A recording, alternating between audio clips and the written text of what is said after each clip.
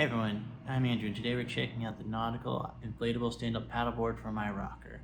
I got this whole kit, including the electric pump right there, all for $260 after tax. So here are the two boards that I own, one being the Nautical from iRocker and the other one being the Funwater, which is a budget brand as commonly seen on Amazon. This Nautical board is 10 foot 6 inches, and it's from their previous lineup from the 2021 model, and now they currently sell the Nautical Go, which is what I'm going to be comparing this to today, and I'm going to be showing it all about in the terms of if you were to buy the Go today. What comes with this Nautical 10 foot 6 inch kit is essentially the bag, which is a really nice bag with optional wheel attachments, which I don't have. You have the board itself, you have the fiberglass 3-piece fiberglass paddles with a nylon head, which is really nice. You have a board strap so you can tighten it up tighter a little bit so it fits in the bag easier, it's easier to handle. You have the little repair kit that includes, I believe, a wrench and a patch. You have the 3 fins that fit perfectly on the underside. You have the ankle leash or wherever you want to put it on yourself, and it comes with it has built-in swiveling action, which is pretty nice on both sides, which prevents tangling, and you have to take it off, and just generally if you walk around the board a little bit. And then you have your normal size, because they have a compact size pump. It's a dual action, so it works up and down unless you undo this little knob right there. And then it turns to single action, which is useful for higher pressure. And then I bought one accessory so far. I bought the cup holder for the action mount right here, so we'll talk about that later. And then I have a rope, which is just typically what I use. You can hook it up to the front or underneath, as there's a D-ring down there. So now I'm going to be comparing this board to the iRocker Nautical Go Cruiser and the 10 foot 6 inch board. This is technically the Nautical 10 foot 6 inch board, but it's not the Go model.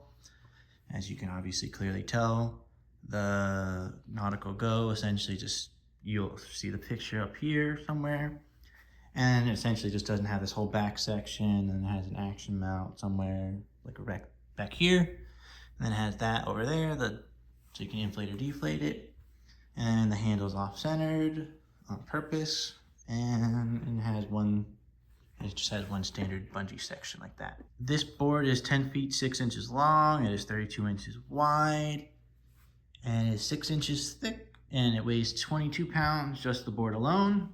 And obviously your accessories will weigh extra, put everything in the bag, it'll weigh extra, so if you carry the bag, it'll be like 27 pounds, I believe. The Nautical Go is 20 pounds, and the Cruiser edition is 2 inches wider at 34 inches, which it helps with stability, and it also allows you to have more weight on it. That weight being for the Go Cruiser is 270 pounds, while this is 240 pounds, just like the Nautical Go 10 foot 2 inches, also 240 pounds. I also emailed iRocker, and they said that this version is just no longer available. They just discontinued it and replaced it with the Nautical Go 10 foot 6 and the Cruiser models. They used to sell an 11 foot version of this board, which I would have loved to because I am 6 feet tall, so it would have helped me paddle more streamlined. Starting with the end of the board on the Nautical Go, it'll be very similar to this, other than the bungees. It'll have the inflate deflate section over here, and then they'll have this lovely action mount, which is essentially like a camera mount where you can screw in different accessories. And they'll have that way back over here.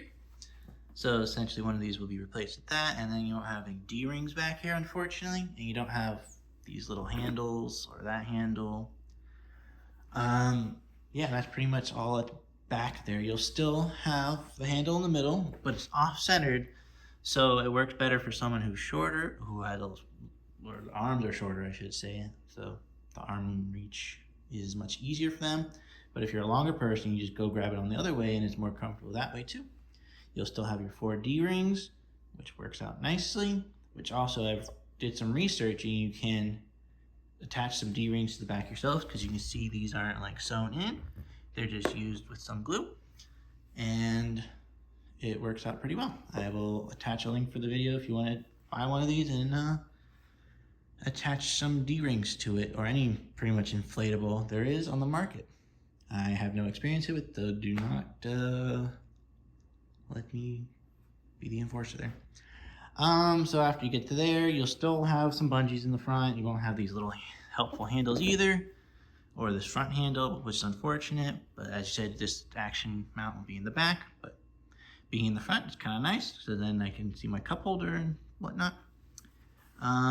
They also have, you can attach an accessory on the action mount for a fishing rod holder, which is kind of cool. It works with the Blackfin model or this model. And they even come with a GoPro mount, which I was considering buying one day. And then I can attach my if I get a GoPro, I can attach it to here. I can film myself on the board. And the Nautical Go, I believe, comes with a D-ring up here. And then it also comes with a D-ring way down here at the bottom for towing. I like to attach my little rope I said over here before, because if you want to attach it to a tree or a boat, or you just fall over and you need to be able to grab the board easily, that's an easy way. Just keep in mind that you might want to have everything perfectly attached to this board in case you do fall over, but that's a story for later. So if you did want to add more bungees to the backside, you can use the vinyl cement called HH-66. It's highly recommended from multiple YouTubers and Reddit alike, and I do recommend good ventilation when you try to install it. I'm going to attach a short video, not by me, but by another YouTuber, and the process should be pretty straightforward. With the bungees, you just prep the area, attach it, and then you buy some bungee cord and put it on the board. And lastly, you have the foam pad. Mine's a little dirty because I've used it quite a few times already. It works nicely. It doesn't hurt too much. The water runs off pretty nice and easy. It's a little bit hydrophobic, which is also nice. You can see here it's pretty sturdy. You just stand right in the middle. Works out perfect. And go smooth sailing. Well, this one has 3 fins, but the Nautical Go 10'6" and the Cruiser, they only have 2 fins. So essentially that one's gone, and I believe you get 2 bigger fins over here. These are all pretty straightforward. They all work the same exact way. The Cruiser, the Go Cruiser, and the Nautical Go 10'6", they actually have a flip like this, but then they have a little safety pin that holds it in for sure. I've never had any issue with this locking method at all at the current moment. But yeah, got 3 fins right here. Got the lovely underside, nice and smooth, which makes paddling much easier. And then you have your 1 D-ring up front, which you have on the Go models as well. And that helps if you want to tow, which I towed my fiance one time because she got a little tired on her board. It was fun. But the stability board is pretty stable. I'm not the best at paddleboarding right now because I'm pretty new to it.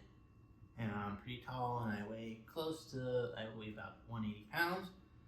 So me on this board, when I have accessories, it's not the most stable thing in the world for me, but my fiance was on it and she was fine. She just has better balance than I do. I do not have the best balance. But it's pretty easy when you're sitting down. You want to make sure you're just going on the board like this, and it's the most stable thing in the world. You're not going to flip pretty much ever. You go on your knees, it won't be as bad either. It just might hurt a little bit. You can only do it for a couple minutes at a time. And yeah, standing on is pretty straightforward. Just make sure you're aligned with the middle. You can go up a little bit or back a little bit depending on how comfortable it is. And it tracks pretty straight to the board. I do really like this. I've used that one a little bit. It paddles about the same as well. This one feels a little bit more rigid and a little bit much dirtier than that other board, but I got set a great deal, so I have nothing to complain about either.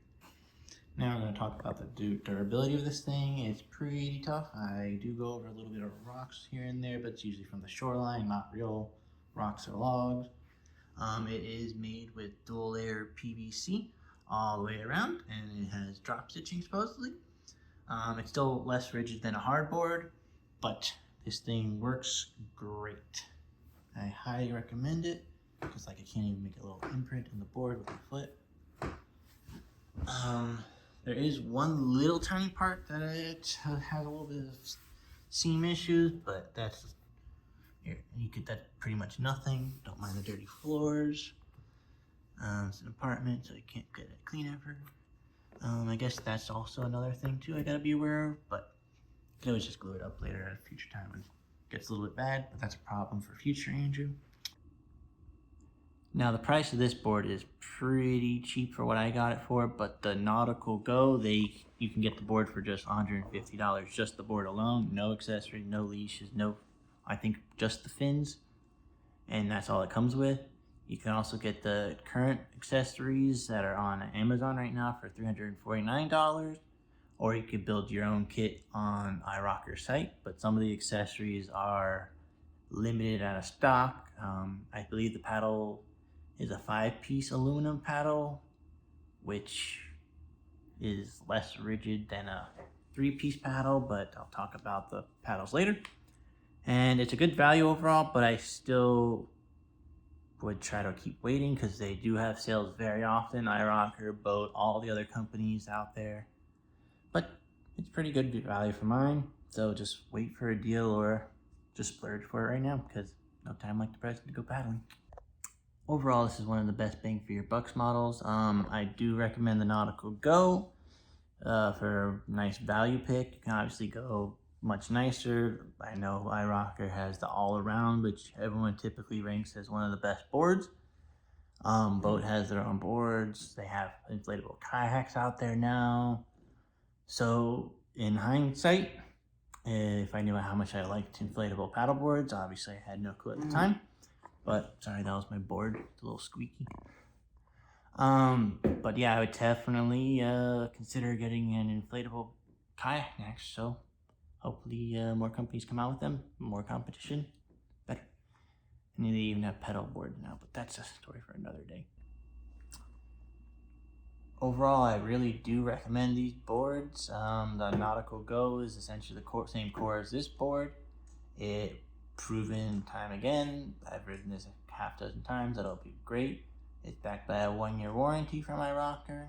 And keep in mind, I am not sponsored by anyone. This is only my second video ever. I'm just telling people out there a good value board. So yeah, we both clearly enjoy the board as he's loving it. I may or may not be bribing him with treats right now. If you really like it, this video, please like and subscribe. I'd really appreciate it, and then I can keep making more fun content like this. Want a treat? Oh, what a good boy. I guess you see the other treat too. Oh, good boy. And I hope you have a great day. Don't forget to subscribe.